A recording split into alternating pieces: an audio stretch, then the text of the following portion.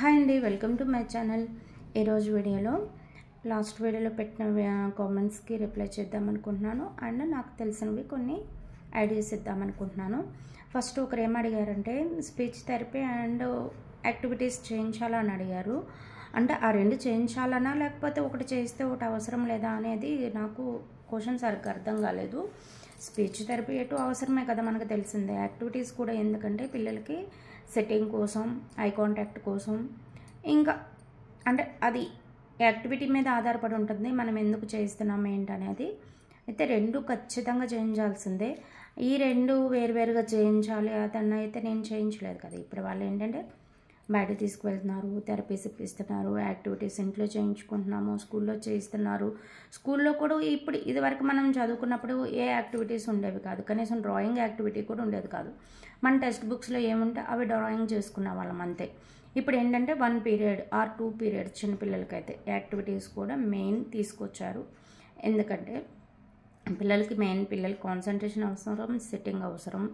యాక్టివిటీస్తో వాళ్ళు కొంచెం ఎంజాయ్ చేస్తారు, టైం పాస్ చేస్తారు.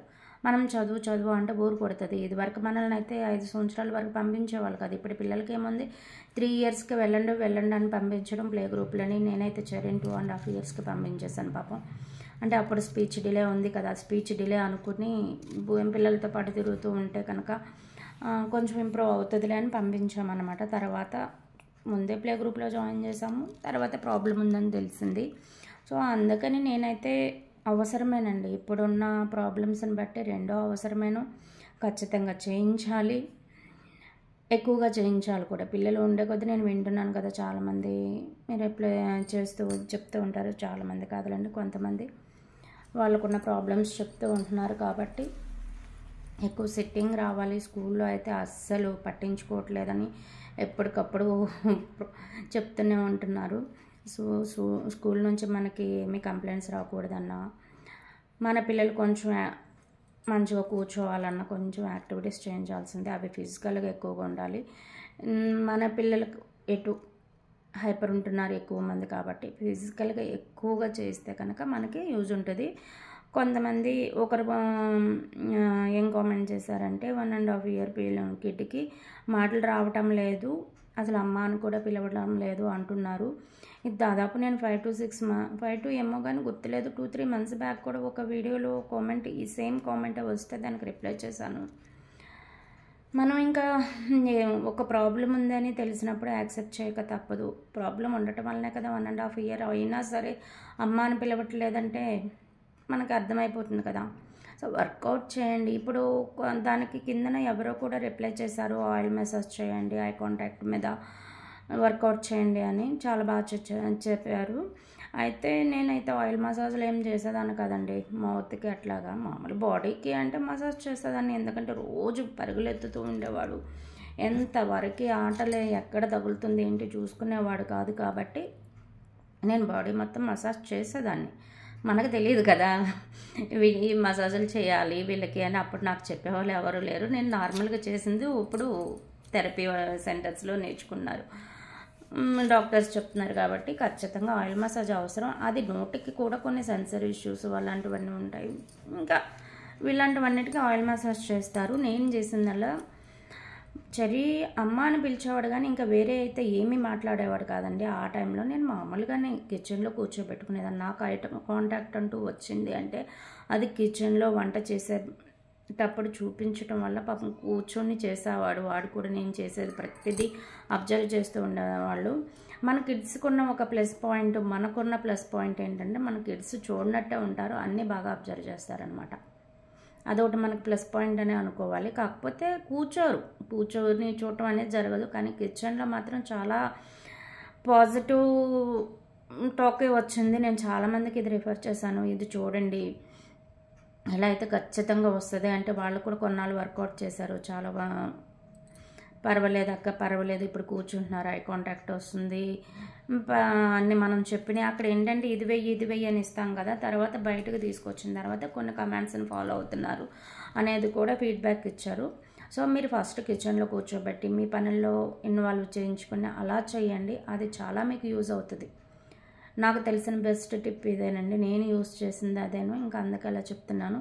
ఇప్పుడు వాటినైతే నేనేం ఫాలో అవ్వడానికి నాకేం అవసరం లేదు కాబట్టి నేను అంత ఎక్కువ తెలుసుకోవట్లేదు. నేను ఏం చేశాను ఏంటనేది చెప్తున్నాను కాబట్టి ఇన్ని వీడియోస్లో కూడా మీరు అదైతే ట్రై చేయండి. బాబాని ఎక్కువ ఎక్స్పెరిమెంట్లు, ఇప్పుడు ఏదైనా వెజిటబుల్ కట్ చేస్తున్నాము అక్కడ కూర్చోబెట్టుకుని మాట్లాడిపిస్తూ న్యాచురల్గా మాట్లాడిపిస్తూ ఉన్నానండి. ఒక అరగంట మాట్లాడిపించడం, దగ్గర కూర్చోబెట్టుకుని తర్వాత వదిలేసి మన పనులు మనం చేసుకోవటం అట్లా కాదు. ప్రతి పనిలోని ఇన్వాల్వ్ చేస్తూ చేశారనుకోండి, డిలే అయితే 2-3 మంత్స్లోనే చాలా ఇంప్రూవ్మెంట్ ఉంటుంది. ఇంకా కొంచెం ఎక్కువ ప్రాబ్లం అయితే కొంచెం టైం పడుతుంది, కానీ రిజల్ట్ మాత్రం ఖచ్చితంగా ఉంటుందండి. ఒకరు అడిగారు స్పీచ్ అసలు ఎలా స్టార్ట్ చేయాలి, ఏ విధంగా చేసినా సరే ఏ విధంగా చేయాలో అర్థం కావట్లేదు అంటున్నారు. నేను కూడా నిజం చెప్పాలంటే నాకు కూడా తెలియదండి, ఇలా చేస్తే వస్తుంది ఇలా చేయాలి అనేది నాకు కూడా అప్పుడు చెప్పేవాళ్ళు లేరు. ఏదో మోటివేట్ చేసిన వాళ్ళు ఒకరు ఇద్దరు ఉన్నారేమో కానీ అసలు ఎలా చేయండి అనేవాళ్ళు లేరు. నేను కూడా వస్తుంది అని మాత్రం ఏ పని చేయలేదండి.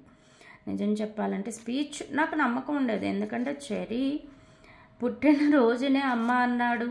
8 మంత్స్ వరకు అమ్మ అమ్మ అని నోట్లో ఉంటూనే ఉండేది, ఆ వర్డ్ మర్చిపోలేదు. కానీ అమ్మ అంటున్నాడంటే ఖచ్చితంగా మాట్లాడతాడు అనేది నాకు మనసులో ఉండిపోయింది. కానీ ఇప్పుడు వాళ్ళ అమ్మ అన్న పిల్లలు కూడా ఎక్కువగా మాట్లాడట్లేదు. కానీ అప్పుడు ఎందుకో నాకు అలా నమ్మకం. అప్పుడు అలా అంటున్నప్పుడు చిన్నపిల్లాడప్పుడు అమ్మ అన్నవాడు, తర్వాత ఎందుకు మాట్లాడలేడు, ఎందుకు నన్ను పిలవలేడు, మనం మామూలుగా మాట్లాడినట్టు ఎందుకు మాట్లాడలేడు. సో మళ్ళీ అందులోనూ రైమ్స్ అవి చూసేవాడు కదండి, ఆడియో అలాంటివి వినిపించినప్పుడు ఏ ఫర్ యాపిల్ అవి కూడా వాడు ఆడియో వీడియో ద్వారానే నేర్చుకున్నాడు. అవి వస్తున్నప్పుడు ఇవి ఎందుకు రావు.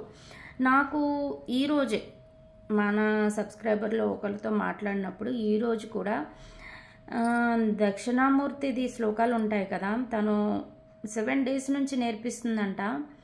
7 days తర్వాత తను ఈరోజు చూడకుండా మొత్తం చెప్పేస్తున్నాడంట. అక్క కానీ అమ్మ అన్న మాట అనడు, మాట్లాడు, ఇది ఎందుకు ఎలా వచ్చేస్తుందని పాపం తను కూడా ఒకవైపు ఆనందం ఒకవైపు బాధ. మామూలుగా కూడా మాట్లాడితే బాగుండు కదా అనేది, ఎందుకనేది నాకు కూడా అంత ఐడియా లేదు. కానీ అలా చెర్రీ కూడా బాగా చేసేవాడు. విన్నవి రైమ్స్ స్కూల్లో కూడా ఏమన్నా విన్నవన్నీ వచ్చి చెప్పేవాడు, కానీ దానికి టైంకి చెప్పాల్సింది చెప్పేవాడు కదా, వాడికి ఎప్పుడు గుర్తుకొస్తే అప్పుడు చెప్పుకునేవాడు. సో వస్తుంది స్పీచ్ వస్తుంది కాబట్టి మనం వర్కౌట్ చేద్దాం కొంచెం అన్నట్టుగా నేను కూడా అన్ని పనుల్లో మార్నింగ్ నుంచి ఈవినింగ్ వరకు, ఎక్కువ స్కూల్కి ఏముందిలేండి, ఎప్పుడు 9-9:30కి వెళ్ళేవాడు, 12-12:30 కల్లా ఇంటికి వచ్చేసేవాడు. ఇంకా 3 years కంప్లీట్ అవటమే డే టైం నిద్ర మానేశాడు, ఇంకా నిద్రపోయేవాడు కాదు. ఇంకా రోజు వచ్చిన దగ్గర నుంచి ఫుడ్ పెట్టేటప్పుడైనా ఆడుకునేటప్పుడైనా ప్రతి సెకండ్లో సెకండ్ అని కూడా చెప్పాలి మీకు, ఏది వేస్ట్ చేయకుండా తనతో పాటు స్పెండ్ చేస్తూ ఏదో ఒకటి పిచ్చాపాటి మాట్లాడుకుంటూ ఏం చెప్తానో ఆ సిచ్యువేషన్ తగ్గట్టు ఏం చెప్పాలి మేడం అనేది కూడా చాలామందికి డౌట్ ఉంది. ఆ సిచ్యువేషన్ తగ్గట్టు వాటర్ తాగుతున్నాడు అనుకుందాం, ఏంటన్నా వాటర్ తాగుతున్నావా, ఏ గ్లాసులో తాగుతున్నావు, ఇది నీదేనా గ్లాసు, ఎక్కడి నుంచి తెచ్చుకున్నావు, ఇలాంటివన్నమాట. ఏదో ఒకటి టైం అప్పుడు సిచ్యువేషన్ బట్టి మాట్లాడుతూ ఉంటే కనుక కొంచెం టైం పట్టవచ్చు. కొంతమందికి తక్కువ పడుతుంది, కొంతమంది ఎక్కువ పడుతుంది కాబట్టి టైం పట్టవచ్చు. అంతేగాని రాకపోవటం అయితే ఏముండదండి. కొంచెం కాన్ఫిడెంట్గా ఉంటుంది, ఏ పని చేసినా సరే కాన్ఫిడెంట్గా చేయాలి. మధ్యలో వదిలేస్తూ ఇప్పుడు ఏంటి చాలామంది 1 month చేస్తారు, ఈరోజు మోటివేట్ చేసామనుకుందాము, ఎందుకు చేయలేకపోతున్నాం, నేను చేశాను కదా నువ్వు ఎందుకు చేయలేవు, నీకు అంత ధైర్యం లేదా అని ఇలా ఎవరినొకరు నేను మోటివేట్ చేశాను అనుకుందాం. ఆ రోజు నుంచి 1 month పాటు కంటిన్యూస్ చేస్తారు. ఇంకా ఆ రోజు ఏదోటి మనోడు చేయకుండా ఉండడు కదా, ఏదోటి చేస్తాడు, మనం ఎంత చేసినా ఎంతైనా వదిలేయటం. ఇంకా ఆ 1 month కష్టం మొత్తం నేలపాలనండి. అది 1 year కావచ్చు, 10 years కూడా కావచ్చు, చెప్పలేము. ఎందుకంటే ఇంకా చెర్రీ కంటే చిన్న కిడ్స్ 10 years కిడ్స్ కూడా స్పీచ్ రాని వాళ్ళు ఉన్నారు కాబట్టి చెప్తున్నాను. ఎంతైనా అవ్వచ్చు, అది మన మీద ఆధారపడుతుంది. అంటే మిగతా వాళ్ళు చేయటం లేదా అని కాదు, మన కృషి మనం చేస్తేనే కదా అక్కడ ఫలితం అనేది తర్వాత సంగతి దేవుడు ఎరుగు, దేవుడి మీద భారం. ఫస్ట్ మనం చేయాల్సిందే చేద్దాము, కాన్ఫిడెంట్గా చేయండి. సో ఇంకా ఏ టైంలో కూడా కాన్ఫిడెన్స్ని వదులుకోవద్దు. మనం ఒక పని చేస్తున్నాము, ఒక యాక్టివిటీ చేస్తున్నాము, ఇది కరెక్టా కాదా అనేది చాలామందికి డౌట్ ఉంటుంది. ఎందుకంటే మన పక్కన 100 కనిపిస్తున్నాయి కాబట్టి.